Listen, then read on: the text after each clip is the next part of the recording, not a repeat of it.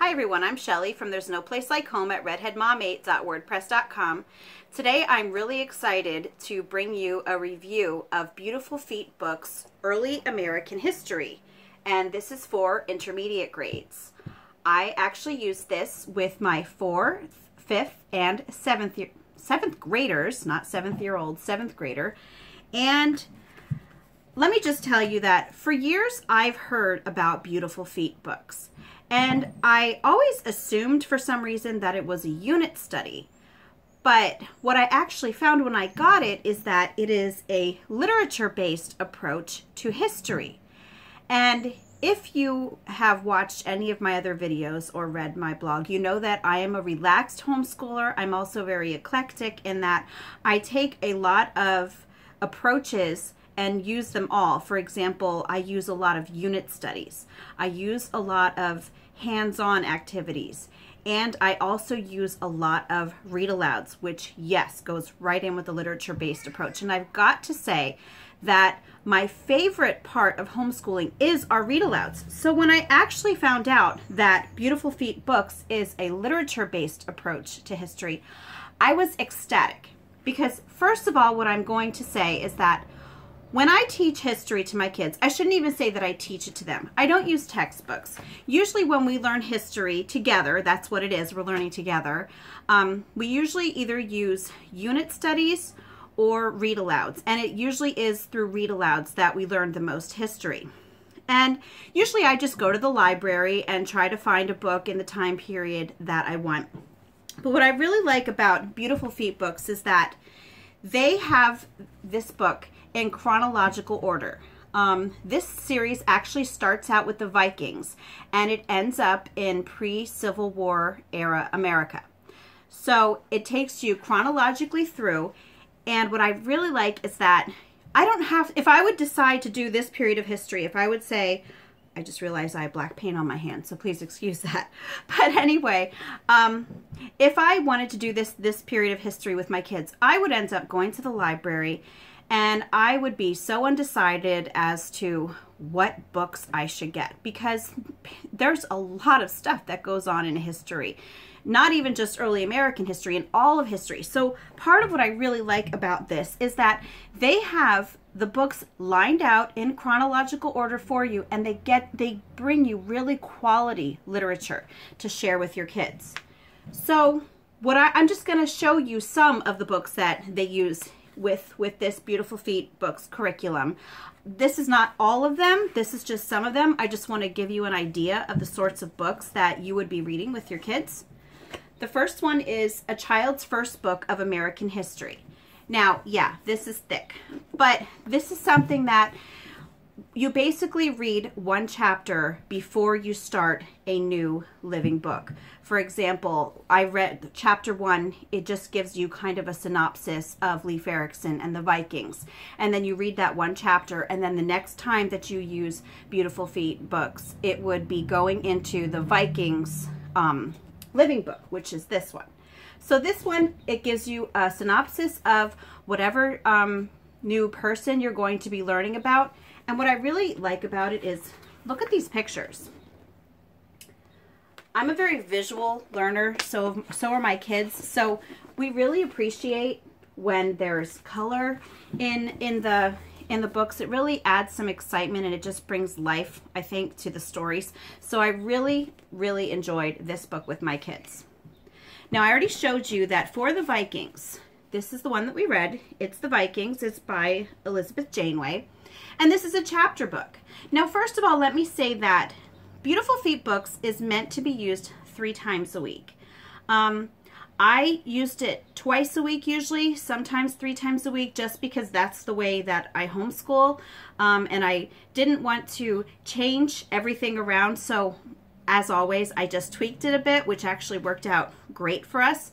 But what I want to say about the book, The Vikings, is I have never really been interested in the Vikings.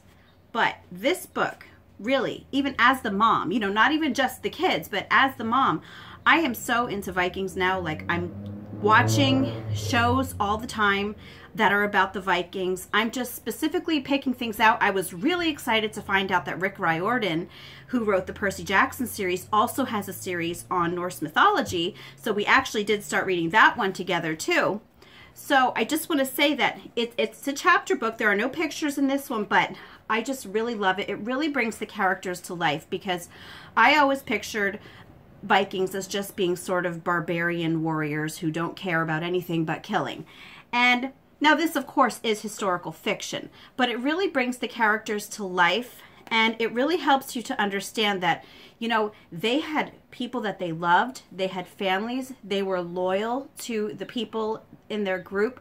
So I just really appreciated this book. Another one is Columbus. Now, I don't know if you're familiar with the Daulaire books. Our first introduction to them was I bought the Greek mythology Daulaire book and instantly fell in love with, again, the illustrations. Because if you look at this, now Columbus, they use a picture book, but it has quality writing in it. And look at these pictures. How could your kids not be interested in that? And they're beautiful. And we could just spend 15 minutes just studying the pictures alone, just one picture, because there's just so much detail in them. And so I really, really was thrilled to find out that there were Daulaire books included in this curriculum. Another one, Daulaire again, is Pocahontas. And again, just the beauty, even with the ones that are not colored, just beautiful. And it's not written down to a child's level. I really think that it's written in a way that challenges your child's thinking. It makes them actually listen to when you're talking, or reading, I should say. But it's just, I love Daulaire books. So that's a win for Beautiful Feet books to include Daulaire, if you ask me. Here is William Bradford, Pilgrim Boy. And again, it's another chapter book. But again, chapter books work well with our family if they keep you interested. Now, I'm going to admit, there are several chapter books that we kind of started to get through, like, for example, Redwall. Everybody just kept recommending Redwall over and over again. And I started reading it to my kids, and they didn't get interested enough for me to keep reading it. But these books, they really, they bring the characters to life in a way that it makes your kids want to learn more about them. And I do have to say that the curriculum also, I'll go over more of what the teacher's manual entails, but they actually give you some questions to ask afterwards too, to encourage narration, because this is a Charlotte Mason approach to learning, the whole literature-based approach. So they do give you questions. Now, you don't have to use those questions. You might naturally be able to come up with a discussion, but if you don't, they are a great starting point for your kids to tell you what they remember from what you read. But just moving on, just two more I'm going to show you. The Landing of the Pilgrims, again, another chapter book that actually keeps your kids engaged. And Daulaire again, Benjamin Franklin. So, yeah, you know, this made me happy. So now just moving on to what it's actually about. Now, I did tell you already that it's meant to be used 3 times a week, but, you know, you can change that, because these teacher's manuals, I kind of just look at them as suggestions. You don't have to follow them exactly as they say. But what they do is they actually break the lessons down, if you see. There's lesson 1, lesson 2, and I'm really hoping that the focus on my camera does not go crazy, because I keep picking these books up, because it does that sometimes. But they tell you in each lesson what to do. And what I love first of all about these lessons is that they are not crazy. I've already had teacher's manuals that have given you lessons that had, like, I swear it felt like 50 things that you were supposed to go through. And this is not like that. What these mainly are is they tell you what chapter or pages to read for the day. They give you some questions to ask afterwards, some glossary words to look up. They recommend that your child does keep some sort of a notebook during this, which I actually will show you my daughters. We've been using notebooking with notebooking pages from it. And there's a glossary at the end. And a lot of time, they also have, it's called a picture packet on their website. And you can actually download maps and pictures and such for your kids to either trace the maps and label them, or to color the pictures and cut them out and place them in their notebook. But it just gives you some very simple things to do with your kids. And it's such a natural way to learn. And it's really, I really enjoy doing this with my kids. You know, because I think a lot of times if we're teaching our kids and we're not interested, they can pick that up. So if you're doing something with your kids that actually keeps you as engaged as you want them to be, that really helps in that area. So again, and I also want to show you throughout this, now this is a Christian curriculum, and there are Bible verses throughout. Sometimes it will give you Bible verses to have your children copy as copy work, and other times it will just put the Bible verses in here. But even though it didn't say to use those as copy work, I actually did often have my kids write them as copy work because I'm a big copy work person too. So another thing that was included, and actually there are 4 of these, but these are audio CDs. This is about Christopher Columbus. And what I am going to say is that there are some kids who love audiobooks. My kids are not those kids. They really would rather either have me read it to them, or they would rather watch it on a video. But if your child, and these are called your story hour, so if your child really does like audiobooks, they will definitely like these. And all kids are different, so just keep that in mind. There's also a timeline. If you can tell here, we haven't finished ours yet. All we have on our timeline so far is Leif Erikson and Christopher Columbus. But these are the other timeline characters that I have. So this is where they cut them out. And so all your kids do is just color them, cut them out, and paste them onto the timeline. And since I do have 3 kids doing the curriculum together, I usually just have them take turns with the timeline characters. And actually, you know, it's nice. There's actually 2 pieces to this, but you will put it on your wall. And some people would put it on their wall right away, but I found that it's easier to glue the things on there before we put it up, and after we have it completed, that is when we're going to put it on our wall. And it will be a nice reminder of what order these events happened in and these people were born. So, and I'm just going to move on really quickly to my daughter's notebook. And so we started out, like I said, with the Vikings. So here's a little Viking map, a Viking ship. And again, I printed these off of the picture packet that are on the Beautiful Feet Books website. There's a map. They had to color and label it. And I had them trace the outer edges too, just so that they could get a feel of what they looked like. Now these are the notebooking pages. Now I had said about how there are questions to ask. So what I usually did was after I asked the questions, I would say to the kids, what should I write on the board? They would tell me what to write on the whiteboard to help them to remember what they wanted to write down in their notebook. And then they would write a notebooking page. Now, we did not do a written notebooking page every day. If we had mapping to do, for example, I would let them skip the notebooking page. There are also some lessons where you are actually encouraged to have your child write a report.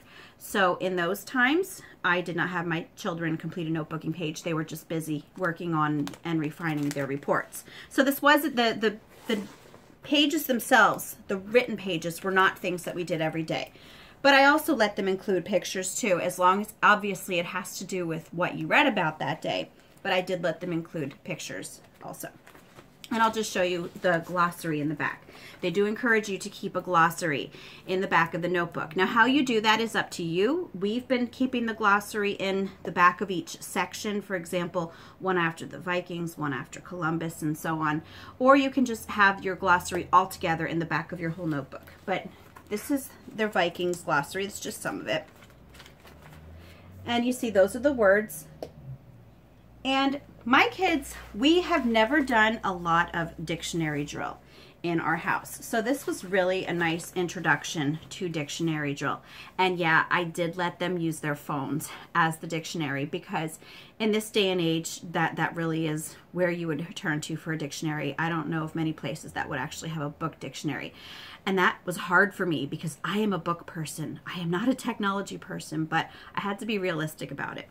But anyway, it was a nice introduction to dictionary drill because, again, I never really did it before, and since I had 3 kids, so that it wouldn't be overwhelming, for example, if there were 6 words to be covered in that lesson, I would assign each child 2 words to look up, and then they would read me the definition. I would write it on the whiteboard, and we would do this for all of them, and then everybody would just copy the definitions down at the same time. And that's how we did it, and it's up to you how you do it, but it really worked well for us.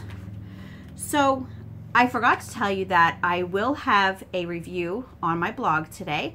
I'm going to put the link in the description box. There will be some more pictures of my kids' artwork and notebooking pages. And I'm just going to tell you that I really, really highly recommend you to get Beautiful Feet books if you are a literature-based learner, and even if you're not, because it really helps you to be interested in what you're learning about. When I was in high school, I hated history. I got good grades in it because I just knew how to memorize things, but I hated it, and I don't remember anything at all that I learned when I was in school. I wish that they would use more living books in schools, because I think that there would just be such a difference in the way that kids would learn. So as an adult now, I have really developed a love of history, and it's because of books like these that Beautiful Feet Books have recommended and that I've seen just at the library. So if you're looking for a nice, and I also want to say, it's not just American history. Let's see, there's early American history, history of classical music, medieval history, modern America and world history, geography, a history of science, and modern U.S. and world history. And they have it for all different age levels. So I'm pretty sure that I know that there's primary, intermediate, and then there's a high school level. So go on their website. The prices are really reasonable, and just browse through and see if there's something that you'd like. But I hope that this has given you some ideas for your new homeschool year, and I hope you have a great day.